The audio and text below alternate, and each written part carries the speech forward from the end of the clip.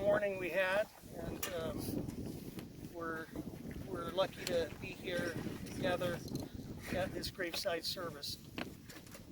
We will start off with an opening prayer by Joe. I'm not going to say Harris, so I'm sorry. If nobody knows Joe, then opening prayer by Joe. Memories of Our Mother by David. Tribute to Mom by Marcine.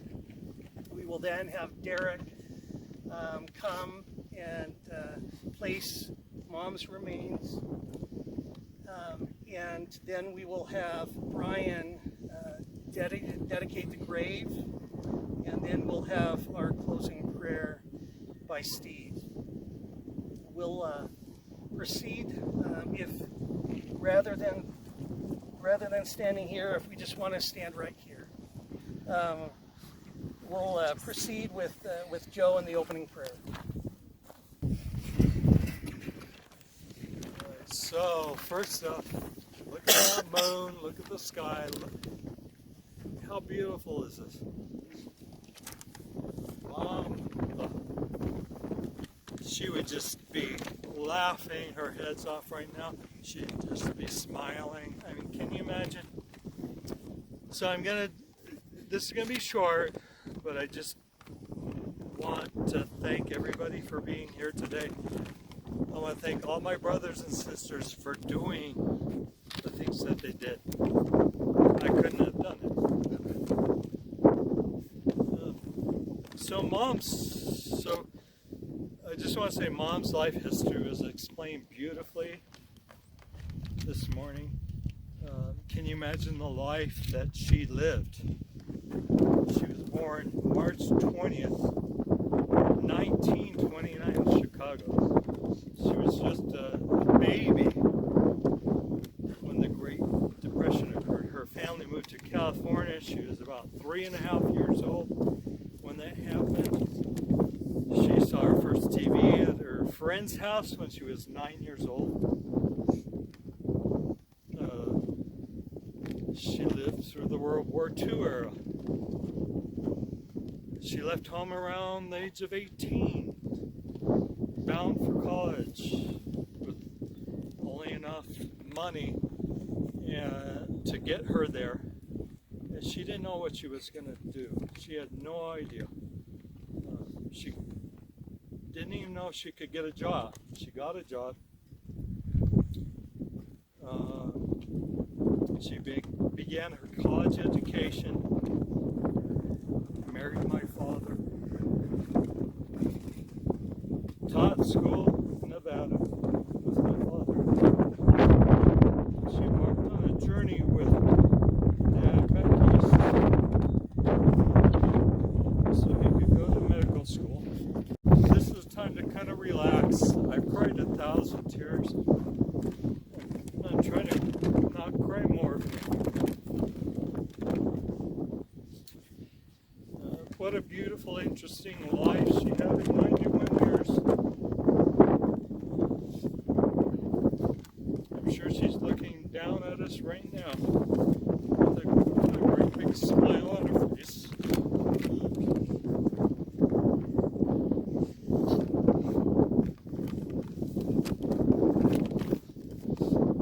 Give me 2 seconds here. Anyway, some of those stories we've all got and will be passed down for years to come. Mom, some of my favorite memories of her were during vacations. My father would volunteer his services at Camp Geronimo Scout Camp, right? As a family, we'd go to the cabin up there for a week. We had a blast. My dad was, of course, busy. My mom would take us down to the lake, help us with our fishing poles, put the bait on, and we had the greatest time ever. Those are the best memories. My mom would take us down to the commissary to eat afterwards. She was just the best.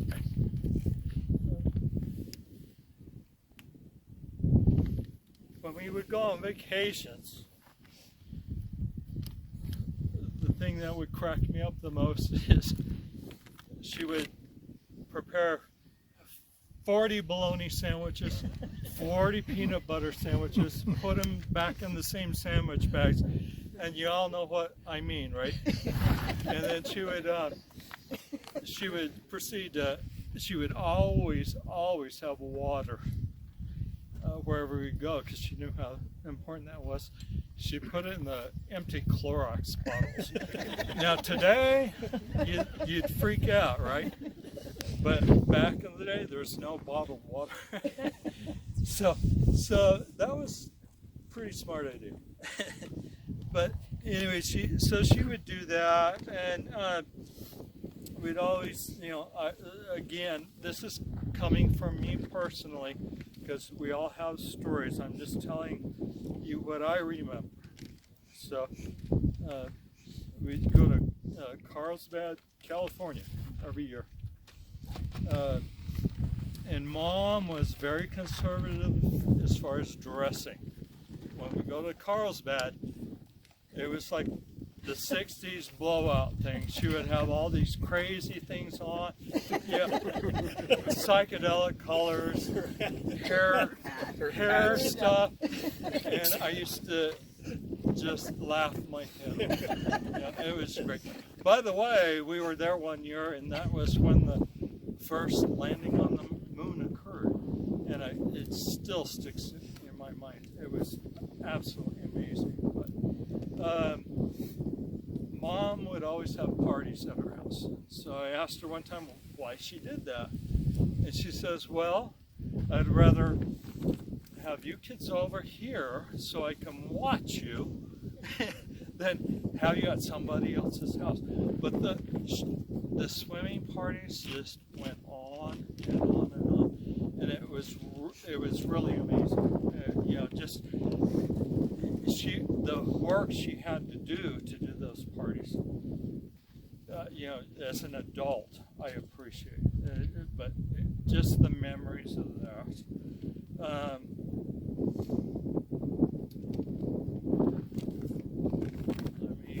I've got to do this because I can't do it off the cuff. But I will give you an example of a personal story of the way my mom was. I think you've all heard that story, but it still sticks in my mind because she's the type of person who most parents probably would have thrown me in jail, thrown me in prison, spanked me, whatever. But I had a paper route for several years in grade school, back when they had the bicycles, the baskets. All right, so I had my newspapers there. Apparently this morning I had like 50 extra newspapers, right? What was I going to do with them? So I put them in my baskets, lit them on fire. This is 4 o'clock in the morning. Pitch dark. And I'm riding, and I'm having the best time of my life watching those 20-foot flames go out. And so I get to my house, and I turn around, and there's a policeman. Oh dear. So he had followed me all the way home. So he helped me put out the flames, and then he knocked on the door, and he said, "Mrs. Hamblin, I got to talk to you about something." I don't remember what they talked about. But after they had the conversation, she says, "Well, David, what were you thinking about?" I said, "I was just having fun." And this is my mom. Again, most people I would have been spanked, grounded, whatever. She just looks at me and she says, "Well, why did you do that?" And I had no answer. And then she walked away. She just walked away. you could never argue with her. I felt so bad, and later in years I thought that was the best thing she could have done, because I felt so guilty. I didn't understand at the time what I did wrong, but a couple of years later I'm like, okay, maybe that wasn't such a good idea. But anyway, so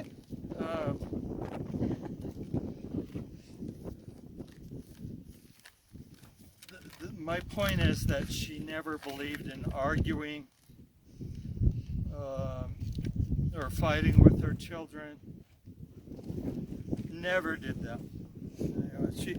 If she knew you were about to make a bad decision in life, she would say something as simple as, well, why don't you think about that for a little bit longer? And then she'd walk away. And you had no chance to argue. It was just, that's the way she was. And so you had to think about it for a little longer. You did something else, well, she would say, her statement would be, well, why on earth would you do that for? And you all know that because you heard that 1,000 times, right?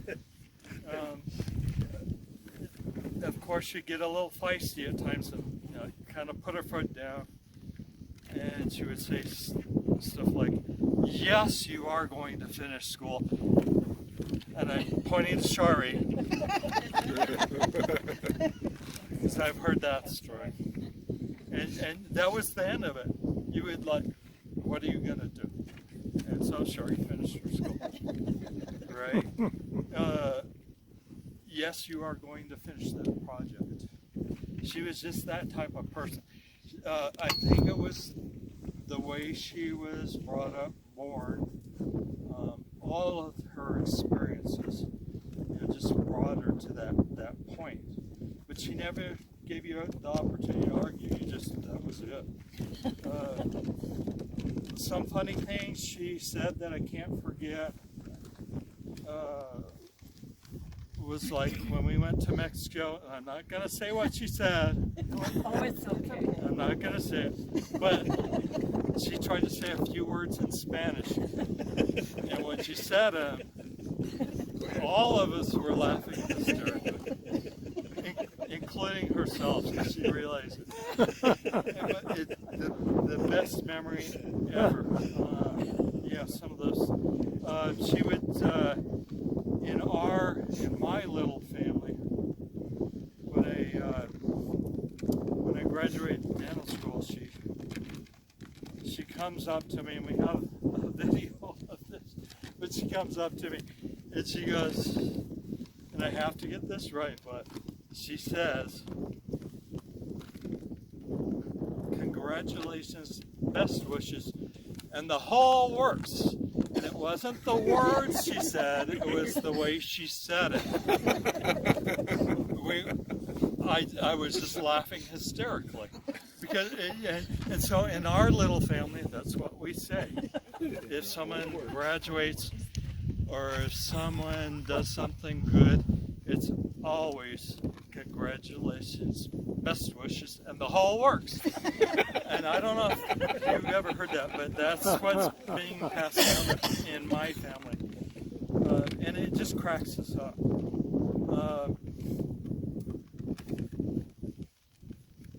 I remember one time, and again, this is personal story, so you can all come on and tell your personal stories because everyone has it. But this is just what I remember Mom as. And one day, I remember Mom. We were upstairs. This was the one time I heard Mom laugh so hard she could not stop laughing. And it was the time when I was a teenager and we used to have hamsters, gerbils as pets. One of them escaped. And we were upstairs in by Mom's sewing machine table. She was always at that sewing machine table. So we were running around and she asked what we were doing. So I said, well, we're trying to catch that green hamster. The green hamster, right? And she just starts laughing. Everyone else starts laughing. That was, I think, the first time she knew that I was colorblind.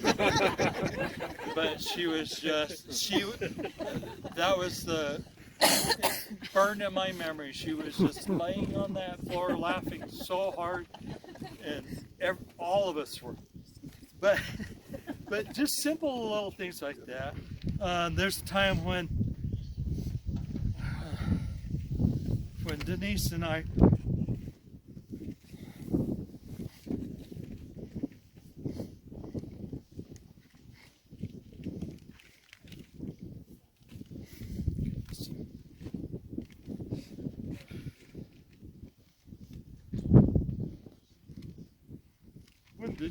were both working.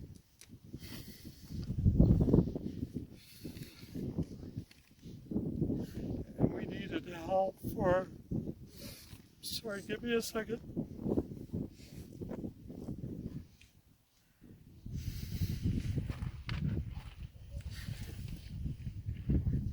Anyway, we needed help for her to transport our youngest daughter, Elise, to high school and back.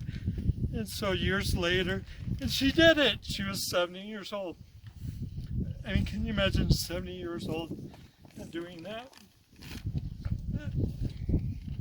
Anyway, so I apologized years later for having even asked. And she said, "Oh, David, I enjoyed that so much. I absolutely loved listening to Elise and her friends talking, laughing, saying crazy things. It reminded me of when I was a teenager. And all this time I felt guilty, and she enjoyed the whole thing, 2 days a week. So I'm not, to end this, I'm not saying Mom was perfect. None of us are. But she's the one person that I've known so far in my life that has come closest to who I would want to be. She was just too good to be true. I know I've cried 1,000 tears, and I'm crying now, but I know Mom's greatest wish for us would be to enjoy our lives, continue to strive to help others. Mom was the essence of the golden rule. Treat others as you'd want to be treated.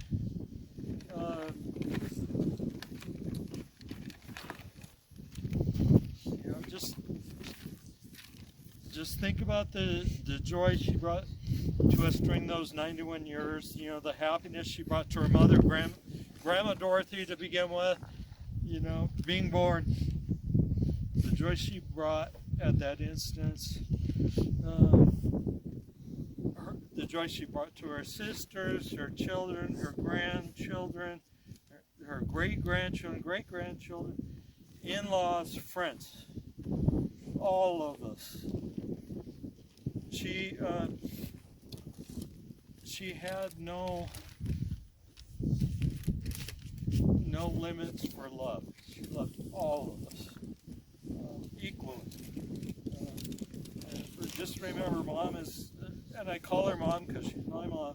I know she's, whatever, but I call her Mom, and she is in our hearts and always will be forever.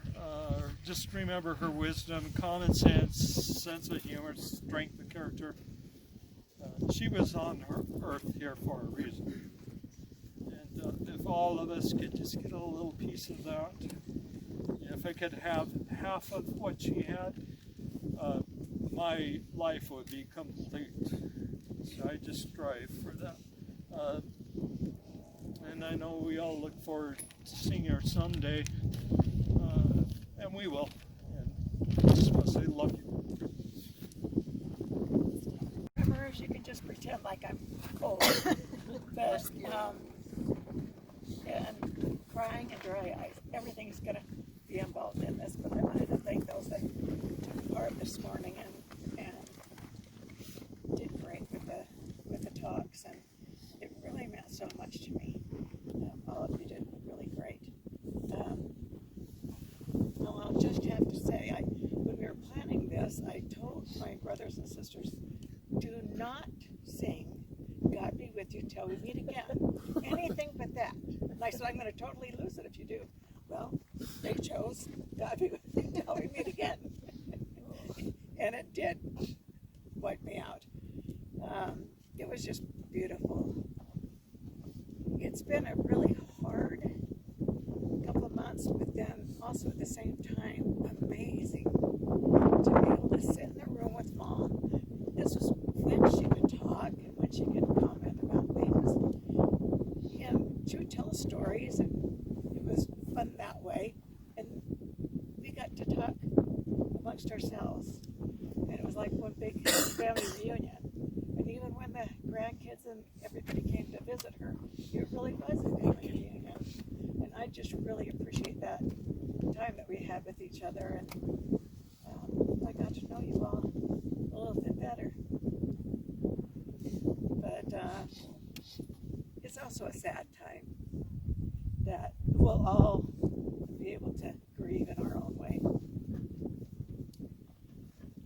There are some special words from Sherry Dew. Sherry Dew is the CEO of Deseret Book Company, and she also served in the Relief Society General Presidency for many years. And she was talking about her mother who passed away just recently. And these are some of the words she said. There's never a good time to lose your mother. She says, gratefully, my siblings and I have a glorious assurance that we have not lost her, but the reality remains that we can't call Mom anymore. She says, I'm coming to realize that grieving is a kind of enhanced gratitude. She talks about how she would feel just like we would feel. She says to her mother, Mom, you've given your life to us. You have always put your needs ahead of your own, put our needs ahead of your own, again and again. But your body is worn out. There isn't anything else that you can do for your family here on earth. And she said, but on the other side of the veil, with Dad, it's comforting to know that you will be helping us in every way, every day. Which is a beautiful thing. I don't know about you, but I have really felt her with me a lot. We're also blessed and so thankful to have her. I have to remember her funny things that she would say. And David and Denise, when she went to California with you guys, I remember, and she said it over and over, how much she loved riding the roller coaster when she went with you guys. And I never corrected her. It's always a roller coaster. So. And then we've all heard her say, I don't pewter. I never have pewter. I don't want to learn how to pewter. Ever. I don't know if we even corrected her. And of course, the years and years that we had to listen to her say, I really like that Steinfeld show. Yeah, I think it's Seinfeld. And she says, oh, it is? We all knew that. It was just funny listening to her. Another funny story that happened to me, and I appreciate it so much because it's going to always make me laugh.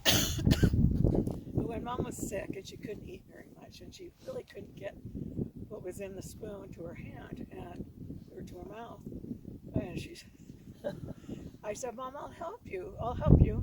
And she looks at my hand. She says, well, this will be interesting. Because with my tremors, this is how I am.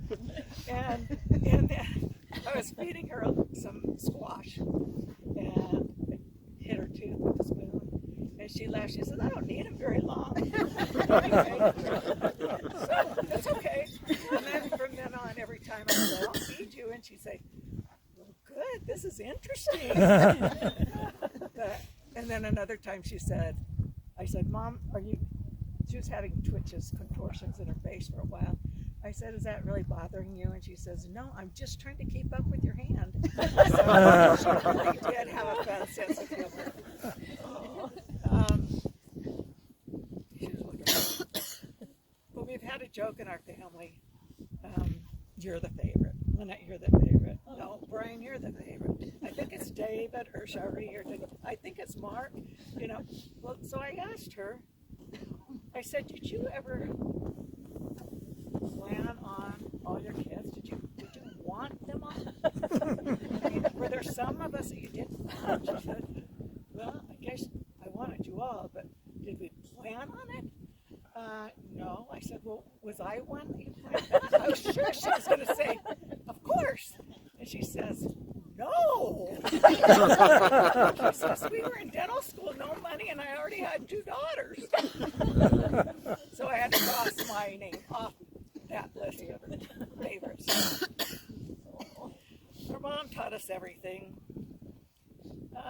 Somebody sent me a picture, and it says, my mom taught me everything except how to live without her.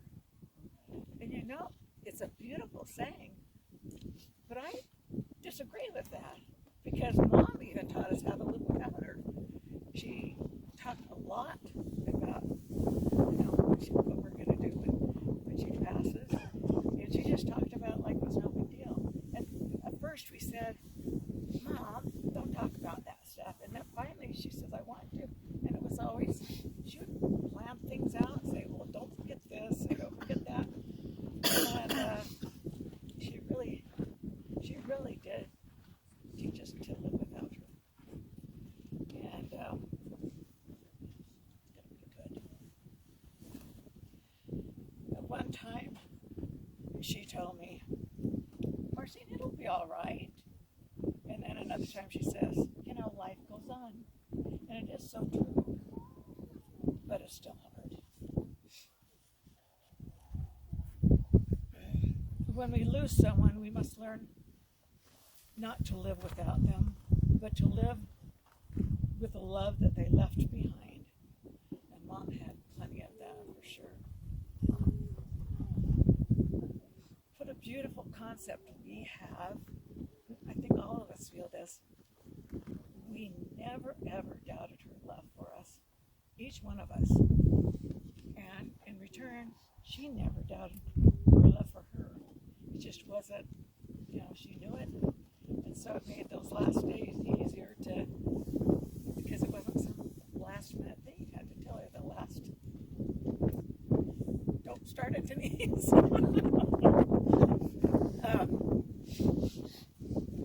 But that was a good feeling to always know that she loved me. It's said that there's no way around grieving for a loved one. We just have to take our time and go through the process. And we'll all do that in our different ways. We'll have things that, like with Dad, when I go to a Circle K or something, fill up with gas. Joe always gets me Chico sticks because Dad loved Chico sticks. And it makes me cry. You know? He loves those Chico sticks. And I know there's going to be plenty of things that Mom does that'll make us remember her. I do have to say, when Joe and I got married, we had a little bit of a disagreement, and it was probably over too much salt in the macaroni and cheese or something really important. So I went from the apartment, got in the old car, and I said, you're being a jerk. And I went and drove to Scottsdale, which was 10 minutes away to where Mom and Dad lived. And I thought they were going to say, oh, come here, you know, it's hard. Mom looked at me and she says, go back home. I was like, but, and she was right. It was the best thing she could have said. But I know we all love her dearly, and I pray that we can all stay other. Because we need each other. And I say these things in the name of Jesus Christ. Amen.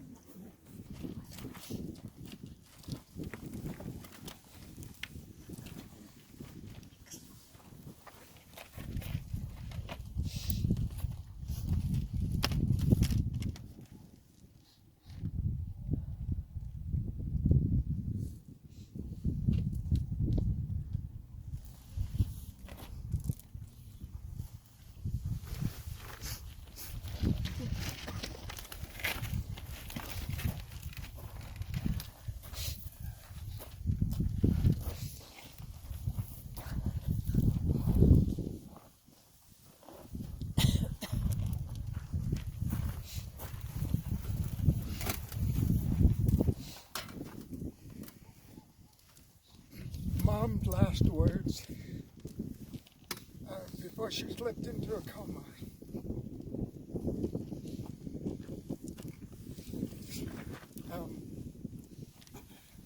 She didn't make much sense, but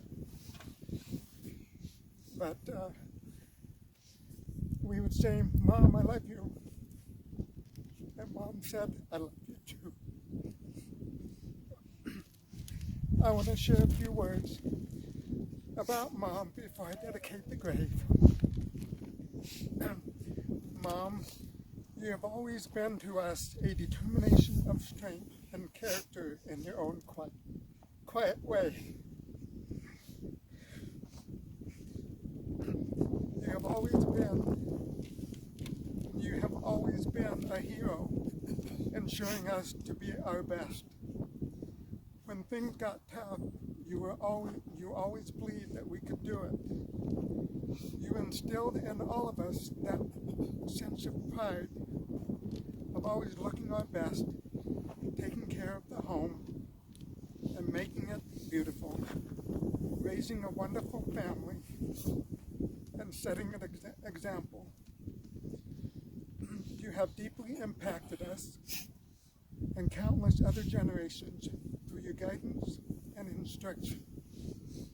Mom, you were thoughtful, generous, warm-hearted, non-judgmental, and caring. You seem to have always had the foresight to know when you were needed and then to know just what to do and say to make things better. Let us as a family continue to stay close to each other and to love one another. Heavenly Father, by the power and authority of the Holy Melchizedek priest, I dedicate and consecrate this burial plot as the resting place for Barbara McAllister Hamblin. I pray that this sacred place will be hallowed, sanctified, and protected until the day of the resurrection. May Mom and Dad be reunited together again and live in happiness into the eternities. Mom, we love you and look forward to the day when we will be reunited together again. I close this dedication in the name of Jesus Christ. Amen.